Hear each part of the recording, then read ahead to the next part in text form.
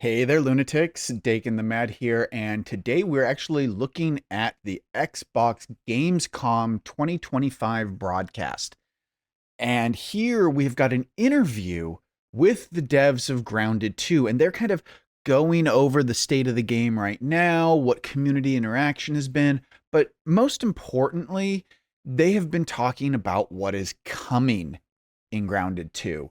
And so I wanted to take a minute to just kind of look over what they're talking about and get some hype going because we've got a lot to look forward to coming soon in Grounded 2.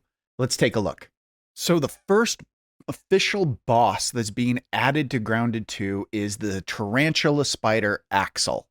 Now, we already knew a little bit about this from leaks and from the roadmap that the Axel update was coming, but it is nice to get official confirmation that Axel is a tarantula and that all those models that we've seen being leaked over the last few weeks are what we should expect for this boss. I mean, look at the size of this spider. It is huge and it dwarfs you even when you're on an orb weaver. It is just a massive, massive boss. I do hope that we have the ability to climb on top of it. Now, it doesn't look like it from these initial fight scenes that we're seeing here, but it would be kind of cool if someone could like drop down from above and end up on its back and it has to throw you off. I think that would be kind of a fun mechanic. I think fighting it is going to be a lot of fun and it's going to be an interesting challenge, especially for single players. As from what the devs have said during this little interview, it seems like this boss is definitely designed to be done with other players, or at the very least with you and your buggy. If you go in there by yourself, no buggy, no aid, you're going to find yourself at a serious disadvantage in this fight. And I do think that that's kind of interesting. I worry that it may be a bad thing for single players if they are focused so much on making sure that this boss fight is balanced properly for 2 to 4 people, that I think that, you know, if you're going in there by yourself, even with your buggy, you may find yourself at a bit of a disadvantage. So I do hope that they're taking the time to make sure that the game is balanced for single player people as well. I guess that's what early access is for, though, right? If it's not properly balanced, those of us who play single player, we'll go in, we'll get our butts kicked, we'll complain like crazy, and maybe they'll rebalance it. But we also might get in there and find out that it is already nicely balanced. So I guess we'll see when it launches. Unfortunately, they didn't give us any kind of release date for when we should expect the update to come out.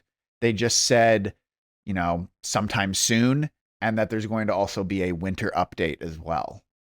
Speaking of the winter update, this new update is going to include a brand new biome. And I'm just going to go ahead and let the devs describe it here. Our winter update, we're going to be introducing our first new biome in the park. It's our garden biome. And what's really exciting about it is that the park allows us to explore areas that are really a good mix of human crafted, handcrafted areas as well as the more natural organic areas. So as you can see here, the garden biome is going to be our first biome update. We're going to get a greenhouse. We're going to get like a patch of garden stuff with vegetables and pumpkins and various other things in it. We'll show you that screenshot in just a second. But from this screenshot, you can kind of see on the inside of the little greenhouse area, we've got fruit and vegetable trees. We've got some cactus plants, and we've very clearly got ominous bases that have been built into all of this material. So it seems like what we're going to be doing is exploring in and out of the various areas. Like you're going to go into one of the garden beds and pop out the top, like you can see on the left-hand side. And then maybe you're running over to the central tree area where you activate certain machines, as we can see that there's a satellite dish of some kind, as well as some control panels in the concept art also. So we could expect this entire interior area to be like one giant ominous lab. What kind of creatures do you think they're going to add here? Because you know they're going to add unique creatures. They're probably going to add like a praying mantis, and I'll bet you there'll be spiders. I'm sure there's going to be some new mobs in here too. What do you think they're going to add? Leave a comment below and let me know what you think. Here we can see another concept art. This one looks like it has been kind of taken over by our mysterious stranger teenager friend. This will probably be her little base inside the greenhouse. We've got what looks kind of like a heat lamp maybe in the top right hand corner. I'm not really sure what that roof like structure is supposed to be, but lots of different plants. We should expect a whole bunch of new flora as well as fauna. And I'm kind of hopeful, even though we don't see it in the concept arts, that we might see some aggressive flora. Like, how cool would it be to have to avoid like a Venus flytrap while you're in here and having to pay attention to the terrain itself because the terrain might kill you? They also mention that this interior area of the garden is going to be extremely humid. So we should probably expect that we're going to have to deal with some sizzle effects inside this area, or maybe it's going to be something totally new that you have to do something to prevent yourself from getting like covered in water and drowning just because it is so humid.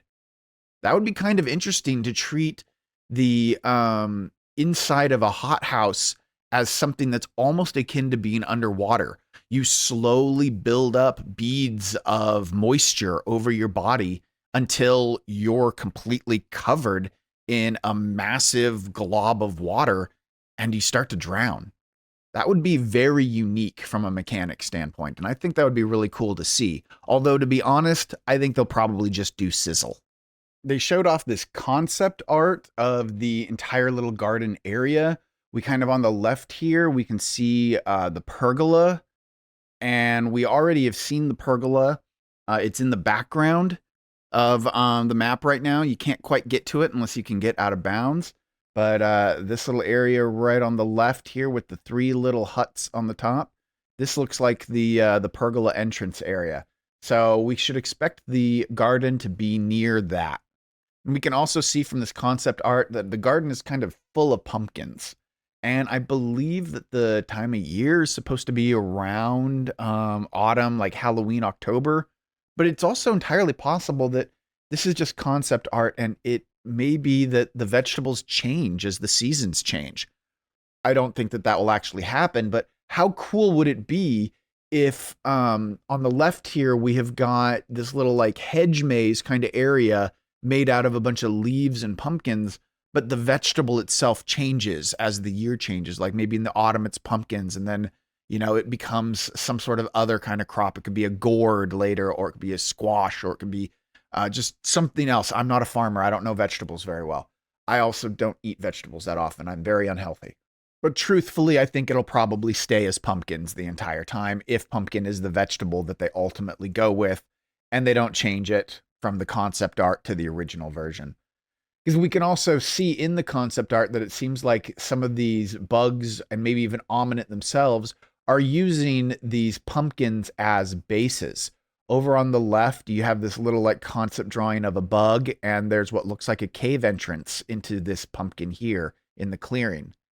And then down in the middle here, it looks like there's an Ominate door attached to this pumpkin here. So that may be an entrance into an Ominate kind of facility. I don't necessarily think that the garden patch around here is going to be very humid since it's outdoors, but it would be interesting to see if they do anything from a weather standpoint in this area. The devs then went on to talk about the new ladybug mount and how you'll finally be able to tame the ladybug and how it becomes a lot cuter. As you can see from this concept art, the one on the left seems to be a lot more aggressive, has more little spiny bits attached to it, and the one on the right has a little more shine in their eyes, less on the aggressive spiny bits, and they just look a lot cuter. On top of that, we get to see this concept art of how the ladybug is going to be set up from a riding standpoint. It looks like this thing might potentially be a 2-person mount where you have the driver sitting in the front and a passenger sitting in the back operating a turret. And then you can kind of go back and forth if you're solo between being in the turret yourself and driving. This honestly reminds me a little bit of the Dune buggies from Dune Awakening, where if you're two player, you can go around mining real easily with the Dune buggy there. But if you're one player, you just bounce back and forth between the mining turret and driving. And I see this kind of similar, except not as a resource gathering tool, but more as a combat tool, because the turrets in Grounded 2 are a lot stronger than they were in Grounded 1. And it would be a lot of fun if you're roaming around in the new area and you've got your ladybug and you see like a couple of mosquitoes coming at you, or maybe some other flying mount. Maybe there's more bees in this area because it is a garden after all. There could even be wasps in the garden too. Wasps are common in gardens. But you switch back and forth between your turret and take down any flying enemies that come at you, then hop back into the driver's seat and start running around again. The devs talked briefly also about the loot that Axel is going to drop. Now, they didn't tell us everything or all of the specifics, but they did say that it's going to drop some loot that'll help you make some more armor, as well as loot that is going to give you a brand new bow, which they called an oversized bow because you killed the largest creature in the game. Therefore, your bow should be ridiculously large as well. So I'm really curious to see just how big this bow is going to be. But it'd be really interesting if it's just like as tall, if not taller than the player. Because there are bows in the real world that exist that are actually bigger than a human. So it'd be kind of cool to use that bow as the template. Additionally, and one of my favorite things that they mentioned is that killing Axel is going to give you access to a brand new chest that stores more loot than the current chest. So I kind of think of it almost like this is our first like pine chest, where we originally in Grounded 1, we had the little baskets, and then you upgraded to the acorn chests, and then you upgraded to the pine chests. And maybe the pine chest, as I say in quotes, is actually going to be something that you get off of Axel, rather than from maybe breaking down a pine cone. And it might not even be made with pine cones. We might even still see the pine cone chest. And who knows, maybe that'll be even bigger, or maybe the pine cone chest will be the one that's still right above it, and then the Axel chest is even bigger than the pine cone chest. I don't know yet. We will find out. And then they also mentioned that you're going to be able to craft, in their words, a really cool throne. And of course, spider bosses have to have some sort of throne. We had the Broodmother throne, and it was awesome. I really want to see what Axel's throne looks like too. Hopefully it's really heavy metal, like an Ozzy Osbourne Prince of Darkness kind of throne. And the devs go over a lot more than just the new biome and Axel. They talk about the state of the game right now, where people kind of fall on what they're liking, what they're not liking, and they give a kind of call to action where they tell us that if we are interested in the game, that the roadmap currently is just kind of a loose idea of where they want to go, and that they're saying if the community has strong opinions one way or another, they're looking for community guidance to help shape the game. And this is something that they did in Grounded 1 also, where the community was largely involved in what they prioritized and how the final game kind of shaped up.